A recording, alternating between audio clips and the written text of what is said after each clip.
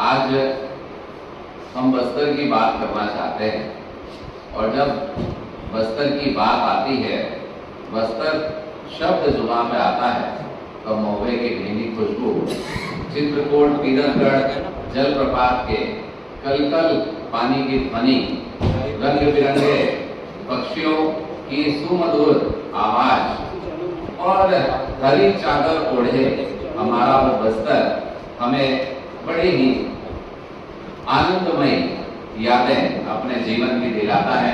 आप भी निश्चित रूप से कई बार बस्तर का प्रवास किए होंगे और जब याद करते हैं उस प्रवास को तो आदिवासी भाइयों की संस्कृति और परंपरा, उनके झांझर और बांध की आवाज हम सबका मन मोह लेती है। ऐसे शीतल पावन धरा में पता नहीं क्यों कांग्रेस की सरकार जब से आई है, लगातार धर्मांतरण की बात करना, लगातार नक्सलवाद की आड़ में धर्मांतरण का विरोध करने वाले भारतीय जनता पार्टी के कार्यकर्ता हों या अन्य संगठन के कार्यकर्ता हों, नक्सलवाद पर उनकी टारगेट किलिंग कराना, ये कांग्रेस पार्टी के क्या संरक्षण में हो रहा है?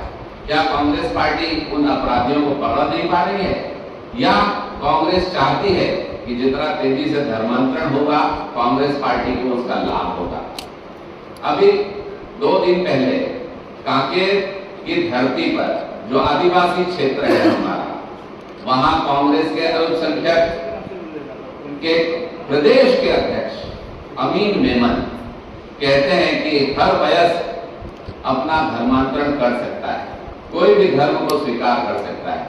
मैं मानता हूं कि कानूनी रूप से ये बात सही है, पर क्या किसी राजनीतिक पार्टी को आदिवासी क्षेत्र में जाकर, जहां धर्मांतरण के नाम पर वो आदिवासी समाज उद्वेलित है, वो प्रताड़ित है, वो प्रयास कर रहा है कि अपनी संस्कृति और परंपरा को वो संजोए, वो बना कर रखे, और सरकार उनको संरक्षित नहीं कर रही है, बल्कि उनके अल्पसंख्यक प्रकोष्ठ के प्रदेश के अध्यक्ष मेमन जाकर कहते हैं कि धर्मांतरण करना चाहिए और धर्मांतरण करने का अधिकार है। मैं मान रहा हूं, फिर से कह रहा हूं, पर क्या संस्कृति और परंपराओं को सहेजने का काम सरकार का नहीं है?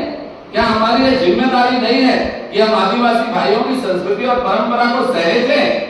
वो जिस भाव से अपना जीवन जी रहे हैं, जिस रीति नीति से वो अपना जीवन जी रहे हैं, वो जीते रहे। क्या धर्म की आड़ में उनकी संस्कृति पर आक्रमण होना चाहिए? क्या कांग्रेस इससे सहमत है? ये एक ही घटना नहीं है।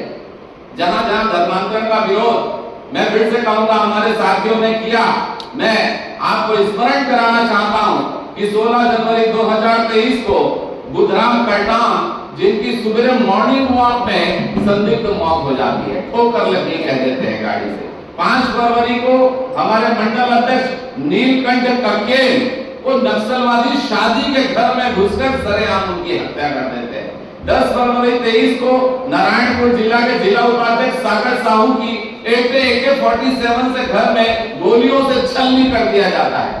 11 फरवरी को दंतेवाड़ा के उप सरपंच की हत्या नक्सली कर देते हैं।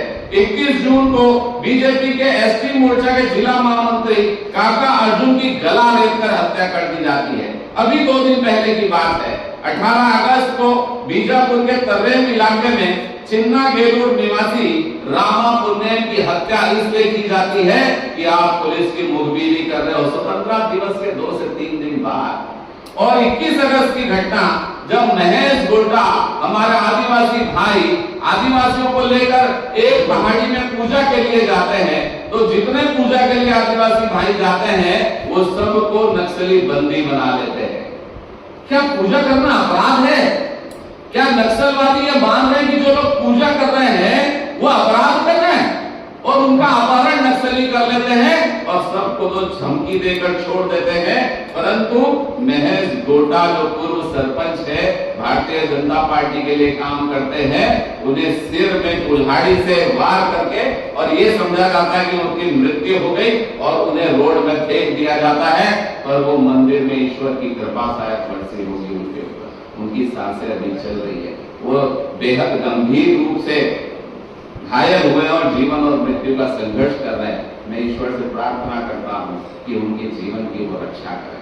खाली यही नहीं भाइयों, आपने सुना होगा कि ये बस्तर का क्षेत्र जो नक्सलवादी बेल्ट है, एक रेड कॉरिडोर हम कहते हैं, मोहल्ला मानपुर के क्षेत्र में विगत दिनों सरयू टेकाम, जिनकी सभा में विधायक, वहां के कांग्रेस के विधायक शाह मौजूद थे, सरयू टेकाम खुलेआम कहते हैं कि अगर कोई भाजपा का कार्यकर्ता यहाँ आएगा तो उसके टुकड़े टुकड़े कर डालेंगे। क्या भाजपा का कार्यकर्ता आदिवासी भाई नहीं है?